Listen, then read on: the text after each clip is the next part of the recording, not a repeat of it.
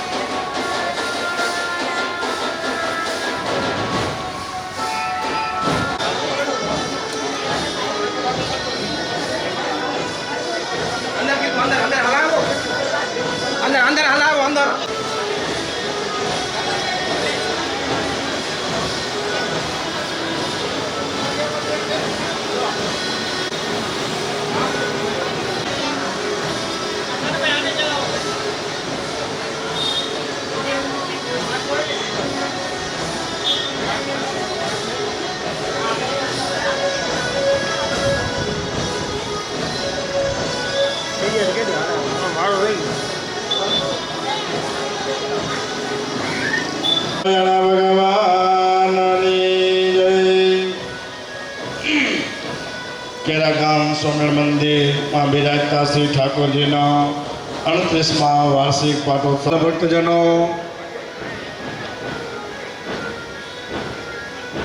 આ કથાના જજમાન શ્રી મુખ્ય 3 યજમાન શ્રી છે, પણ આ પત્રિકાની અંદર જેટલા યજમાનશ્રીઓના નામ છે અત્યારે બધાએ નામો યાત્રેથી અહીંયાથી એનાઉન્સ કરી દઉં છું, પણ મુખ્ય 3 યજમાન છે. તો વાલા ભક્તજનો, દરેક ભક્તજનો સભાની અંદર પોતાનું સ્થાન જાળવી રાખશે.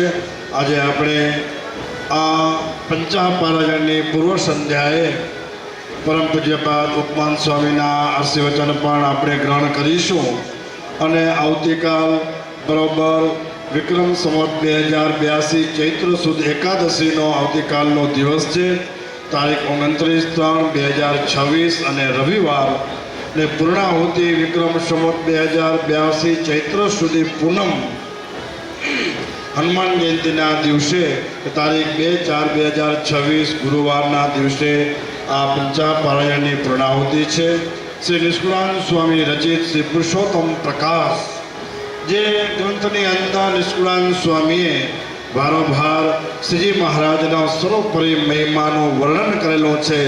ખૂબ જ ભારોભાર મહિમા આ પુરુષોત્તમ પ્રકાશની અંદર નિષ્કુળાનંદ સ્વામીએ વર્ણવેલો છે.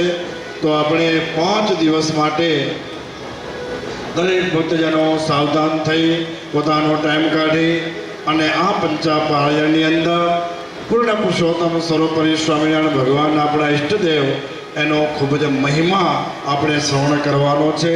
તો આ કથાના વક્તા શાસ્ત્રી સ્વામી આનંદ વલ્લભદાસ સ્વામી અને શાસ્ત્રી સ્વામી નારાયણ પ્રિયદાસ સ્વામી, આ બંને વિદ્વાન વક્તાઓ સુમધુર શૈલી ભાષામાં આપણે પુરુષોત્તમ પ્રકાશની અંદર રહેલો શ્રીજી મહારાજના મહિમાના દિવ્ય ચરિત્રો અને મહિમાની કથા આપણે શ્રવણ કરાવશે. અને સંગીતમાં સાથ આપશે અમારા સંગીતકાર સ્વામી નીલકંઠ મુનિદાસ સ્વામી અને બીજા અમારા સંગીતકાર સ્વામી નિત્ય પ્રકાશદાસ સ્વામી. બંને સંતો સંગીતમાં હશે, નિત્ય સાથે હશે. તો આ પંચાપારાયણનો આખો જે એક કાર્યક્રમ છે એ અનમોલ અવસરો છે ઉત્સવના. તો આજે પોથી યાત્રા તો આપણે અહીંયા પૂર્ણ કરી મંદિરની અંદર સભા મંડપમાં વિરામ લીધો.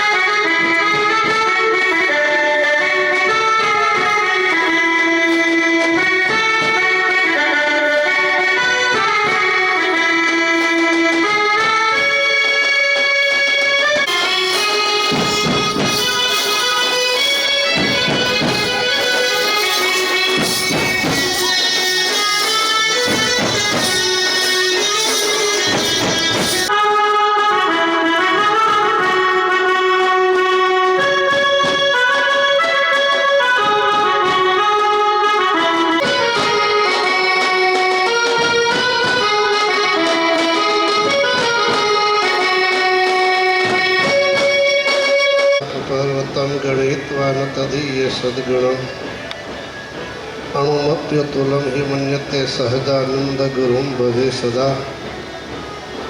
इष्टदेव भगवान श्री स्वामीनारायण શ્રીજી મહારાજે સ્વસ્થ પધરાવી આપેલ શ્રી નરનાદેવ રાધા કૃષ્ણદેવ ઘનશ્યામ મહારાજ આદિ ભગવત સ્વરૂપો આપણા મંદિરમાં સહજાનંદ સ્વામી નરનાદેવ આદિ ભગવત સ્વરૂપ બિરાજે છે. એનો 38મો વાર્ષિક પાટોત્સવ નિમિત્તે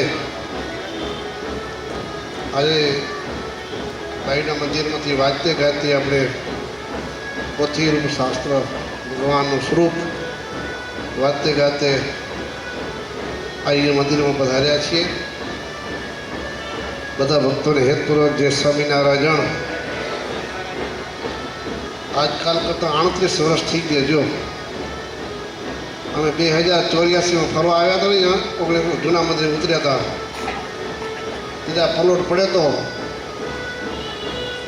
અમારા ગુરુ ધર્મજી સ્વામી કે હવે આ જગ્યા પડી કાંઈક મંદિર કરવું તો આ જરા ખાંચો છે, મોકરમાં ભગવાન આવે ને તમારી સેવા લેખે લાગે. પછી આ મંદિરનું નિર્માણ થયું. ભક્તો એને આજે 38 વર્ષનો પાટોત્સવ 38 વર્ષ થઈ ગયા. જો તમે તમારો બર્થડે ઉજવો, પૂછું તમે તમારો જન્મદિવસ ઉજવો, કહું નથી ઉજવતા? ઉજવો. જો ભક્તો કેરા ગામમાં ભગવાન તો વહેલા પધાર્યા, પણ આ નવું મંદિર થયું એને 38મો વાર્ષિક પાટોત્સવ છે. મંદિર તો કેરામાં બહુ જૂનું મંદિર છે, જેને કહેવાય અમારા ગુરુ દાદા ગુરુ નીલકંઠ સ્વામી વાળા જૂના મંદિરમાં આવેલા. એટલે મંદિર તો બહુ જૂનું છે, વર્ષો પહેલાંનું. આ કેરા ગામમાં સ્વામિનારાયણ ભગવાન તો પહેલેથી જ બિરાજે છે. પછી નવું મકર બનાવ્યું મહારાજનું, નવું મકર એટલે મંદિર. અહીંયા મંદિર મહારાજ પધારે અને 38મો વાર્ષિક પાટોત્સવ છે. એમ નામ જ તો કે આપણે મંદિર કરી દઈએ અને 38 વર્ષ પામ્યો નથી. મહારાજ તો પહેલેથી હતા જ.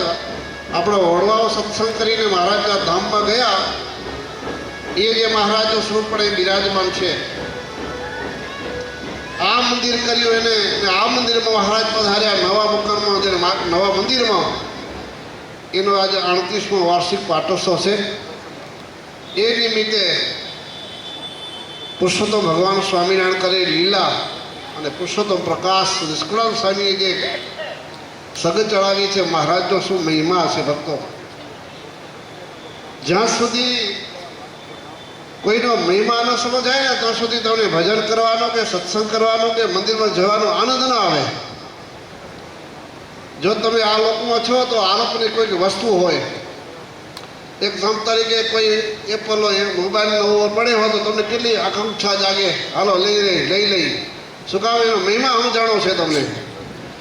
એમ કોઈ પણ માઇક પદાર્થ આ લોકની વસ્તુ તમે જેને મહિમા સમજાણો હોય ને, તો ગમે તે તમે નક્કી કરો કે વસ્તુ લેવી છે, ગમે તેની સગવડ કરીને પણ તમે એ વસ્તુને મેળવી શકો. શું કામ? એક વખત મહિમા સમજાઈ ગયો છે એટલે.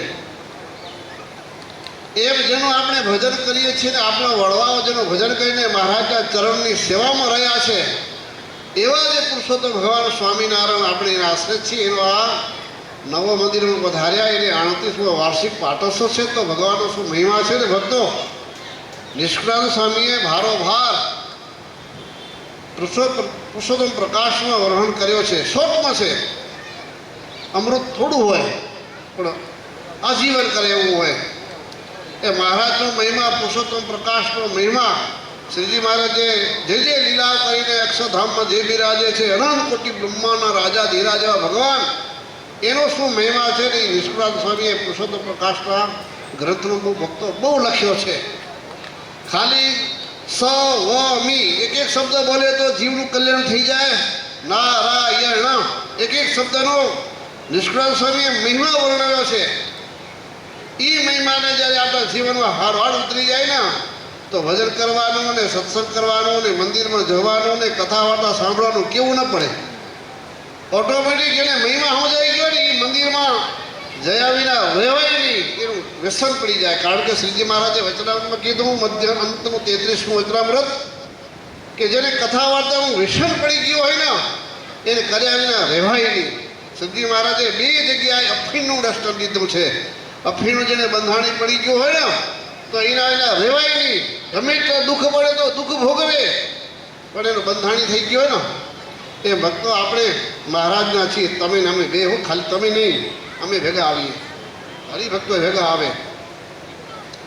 જ્યાં સુધી એવી કથાનું તમને ને મને વ્યસન નહીં પડે ને ત્યાં સુધી આપણે મહારાજનો શું મહિમા છે, શું એની ગાથા છે એ આપણે હજી નહીં સમજી શકીએ. એટલે પુરુષોત્તમ પ્રકાશનો જે જજમાનો શ્રીએ જે ગ્રંથ પ્રસ્તુત કર્યો છે એને પણ ધન્યવાદ છે કે ખરેખર એને ભગવાનનો શું મહિમા છે સમજવો છે ને એટલા માટે આ ગ્રંથ પુરુષોત્તમ પ્રકાશનો ગ્રંથ એને પ્રસ્તુત કર્યો છે. ભક્તો આપ સૌ બધા ભક્તો હવે કેટલા ખરે પણના છે, ખબર ઋતુ આલે રે ખરું ઋતુ, મુકેશ હમણાં ઋતુ છે ખરું ઋતુ એમાં આવે આવે હવે આપણી અવસ્થા થઈ ઝીણી, કેટલાથી ભગવાન આપશે કે ખબર નહીં. વડીલો હોય ને બધા એ આવીને બેજો, ઓટલા બંધ કરી દેજો. ઓટલા છે ને એ નવરા થવા દેવા નથી ને ઘરમાં સોફા આવવા ન દે ને એસી આવવા ન દેવાય, પણ એક દી મૂકીને જવાનું છે ને એટલે નક્કી કરજો હાલો મહારાજનો મહિમા સમજી આવીએ, જીવન ઉતારી આવીએ અને આપણો આત્માનું કલ્યાણ કરી આવીએ. એટલે ભક્તો બસ તમે જે જમાનો થયા છે એ ભગવાનનું મહિમા સમજીને બ્રહ્મચર્યનું પાલન કરીને એકાંત ભાવે ભગવાનની કથા સાંભળજો. ગામ નિવાસીઓ પણ ખાસ આપણા માટે ખર્ચા કોક કરે ને આપણે લાભ મળી જાય. ખબર તમને સજે લાભ મળે ને તો જોકે મહિમા ઓછો, જોકે કેરાનો જોકે ભક્તોનો મહિમા ઘણો છે, કેવું ન પડે કરા નિવાસી ભક્તોને ભલે કેવું છે રડી એવું હોય પણ ભગવાનનો મહિમા બહુ મોટો છે. એટલે કારણ કે બાઈનો સત્સંગ મોટો છે, ભાઈઓ એટલા જ છે ગામમાં આવ્યો બસ, અને બાઈઓ એટલો જ છે. હે કાલે આવશે, વાંધો નહીં, આજ ભૂખ ન લાગી ને કાલે એકાદશી એટલે આવશે બધા, કાંઈ વાંધો નહીં. અમારો ખાસ આગ્રહ છે કથા વાર્તા સાંભળજો, જીવન ઉતારજો. કથા વાર્તા થકી જ આપણે સુખ મળશે.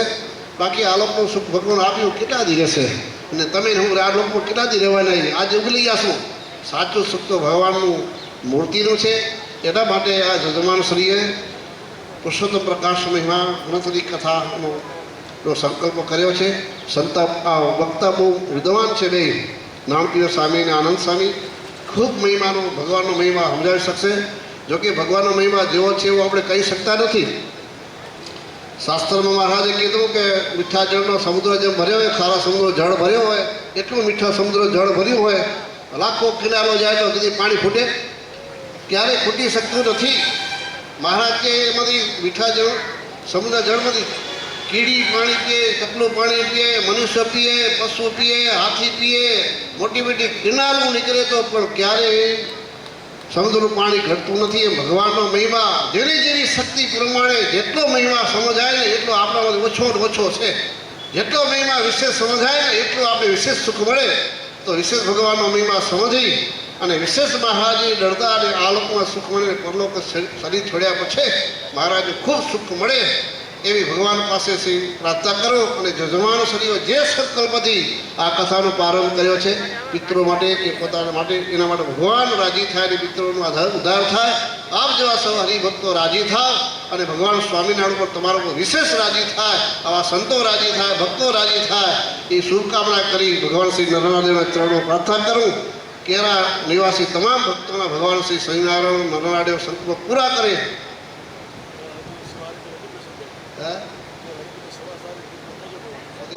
જોકે ભલે કેરા હરિભક્તો છે ને અમુક સેવા ભાવીએ, જ્યારે જ્યારે ભાગવતની કથા હોય અને આપણી નરનાળીનો વાર્ષિક પાટોત્સવ હોય ને ત્યારે કેરના હરિભક્તોને બાયું હોય ને કેવું નથી મળતું. તેમાં હાજરોની ટીમ લઈને આવી જાય અને નક્કી કરે કે નરનાળી ભગવાને ભગવાનના ભક્તોને સંતોને રાજી કરવા છે. તો કેરા ગામના હરિભક્તોની સેવા બહુ નોંધનીય છે. ભગવાન શ્રી નરનાદેવના ચોપડે લખાયેલી છે. હો પણ એવી સેવા માનીને પછી એમ ના માનજો કે ગાફલ પણ ન રાખજો. તમને ખબર છે કે સનો પડ્યો હોય ને પછી આયુષ થઈ ગયો હોય ને તમે રોજ હાલા જાઓ ને પછી રોજ જાઓ ને કે લપસો તો પડી જવાય, ખબર ને? એમ આપણે ભગવાનની સેવા તો તમે ખૂબ નરનાદેવની કરો છો, સંતના આજ્ઞામાં રહીને ભગવાન રાજી પણ છે. પણ આ સંસાર એવો લપસણો છે ને, એવો ચીકણો છે ને, તમને ખબર છે? જો તમને ખબર ન હોય, બાઈઓને ખબર હોય, ગંદાનું ગુંદાનું આથું બનાવે એ ખબર નહીં બાઈઓ કેમ એ શીખી ગયા. જેના પર થોડી એવો એક નાખો જ્યાં નાખો ચોટે. એમ આ જગતની માયા આવી છે ને, તમે એક જગ્યાએ તોડતો બીજે ચોટે, અને તમે જેમ બધા થાવ ને તે માયાનો વેલો વધે. એ જમાય એના દીકરા હે દીકરીને જમાય ક્યાંય કે માયાનો વેલો વધે. ઘેડા થાવ તો માયા લાંબી થાય રહી, ઘટતી નથી હો. પણ જેમ ઊંદાનું અથાણું બનાવે ને બાઈઓ કેમ મીઠાના પાણીમાં રાખી દે પણ ચોટે નહીં, ખબર ને? એમ આ સંસારમાં ખૂબ રહેજો, ખૂબ સુખિયા રહેજો, પણ ભગવાનની ભક્તિ રૂપી, ભગવાનનો વૈરાગ્ય રૂપી મીઠુંમાં તમે રહેજો, જેણે કરીને આપણે ક્યાં ઇન્દ્રિયો અંતઃકરણ આ લોકોના વિષયમાં ચોટે નહીં.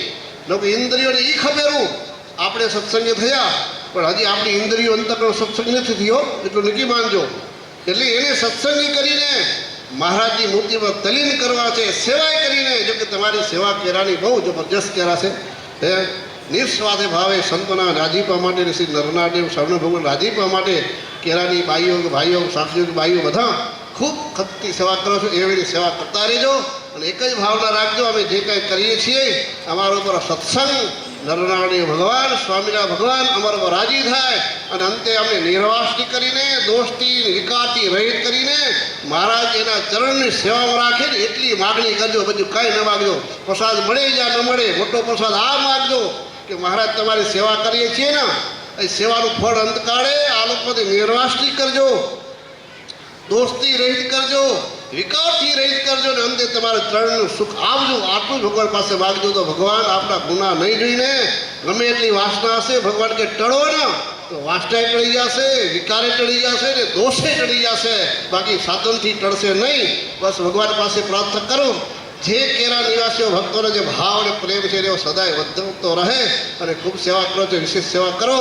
અને જે આ 38મું વાર્ષિક આત્મોત્સવ નિમિત્તે જે ભક્તોએ જે જવાનું સેવા સ્વીકારી છે એના પણ ભગવાન શ્રી નારાયણ સ્વામિનારાયણ ભગવાન સંકલ્પ પૂરા કરે એવા શુભાશયો સાથે બધા ભક્તોને જય સ્વામિનારાયણ. જે નાસ્તો કરી અને બરોબર 8:30 વાગે આપણે આ કથાનો પ્રારંભ થશે, 8:30 થી 11 વાગ્યા સુધી, અને બપોર પછી બરોબર 4 થી 6 વાગ્યા સુધી આ કથાનો ટાઈમ છે. તો દરેક ભક્તજનો સમય કાઢી અને બરોબર આ 5 દિવસ આ કથાનો લાભ લેજો. તો આ કથાની અંદર એ સજી મહારાજનો મહિમા, સંતોના દર્શન, સાધ્યોગી બહેનોના દર્શન અને પરમ પૂજ્યપાદ આચાર્ય મહારાજ શ્રી પણ પધારશે, એના પણ દર્શનનો અને આશીર્વચનનો લાભ આપ સૌ ભક્તજનોને મળવાનો છે. તો દરેક ભક્તજનો સમય કાઢી અને કથામાં હાજરી આપશો અને આ કથામાં હાજરી આપશો. અસ્તુ સર્વ ભક્તોને જય સ્વામિનારાયણ. સહજાનંદ સ્વામી મહારાજની જય, શ્રી સ્વામિનારાયણ ભગવાનની જય, શ્રી ઘનશ્યામ મહારાજની જય, શ્રી રાધા કૃષ્ણ દેવની જય. અત્યારે પધારેલા